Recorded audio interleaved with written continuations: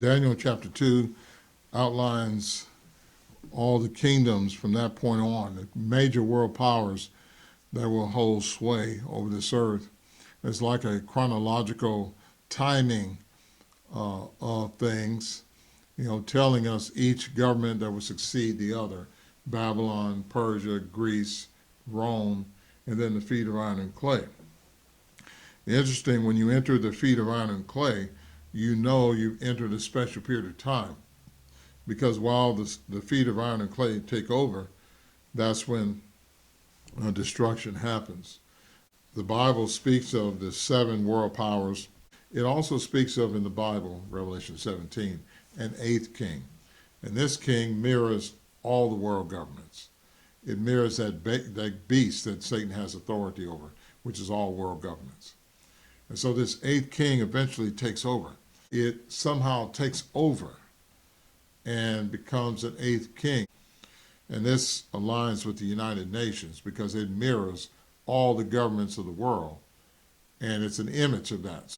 Now, we know the United Nations is in New York, and it doesn't really seem like it has the power that you think it should have, as though it had taken over as the eighth king.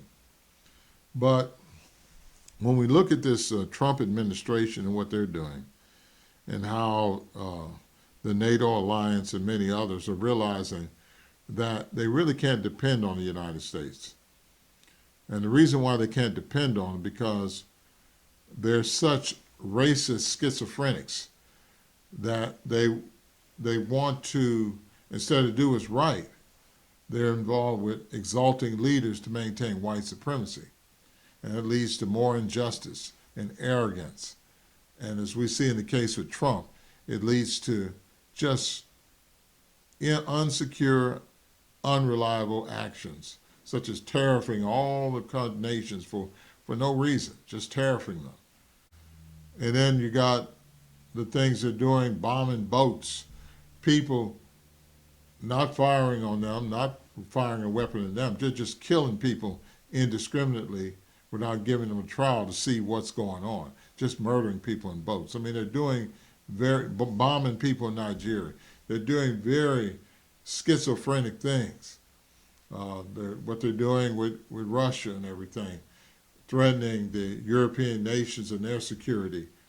So it may be, this may lead to, we don't know, but this may lead to them having to empower the United Nations more, because no longer can they depend on the United States for any real secure policy, because they're seeing that if you rely on the United States because of the vote, you can't depend on who they're going to bring in office and how they change things, and particularly have such hatred as Trump does and act with such lack of logic and reason that you can't really depend on them.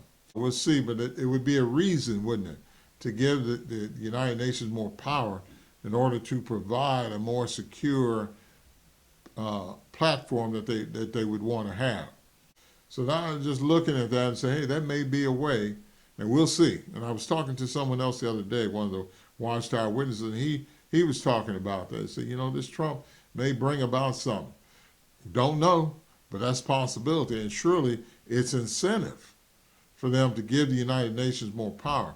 And once that eighth king gets that power, we know that really you're going to be right there at the end of this world. The interesting thing about it, while Trump can pardon all these people for doing all this wickedness that they're doing right now, he has no effect on what the United Nations could do. The United Nations could claim people war criminals, even he himself, and there's nothing he's going to be able to do about it. And so that's going to be interesting to see the dynamics that go on there. We know once that eighth king really starts to exert that power, where they'll be able to stop anybody from buying and selling anywhere, unless they have the mark of the beast. So we keep attuned, keep praying, and we know these things will be fulfilled.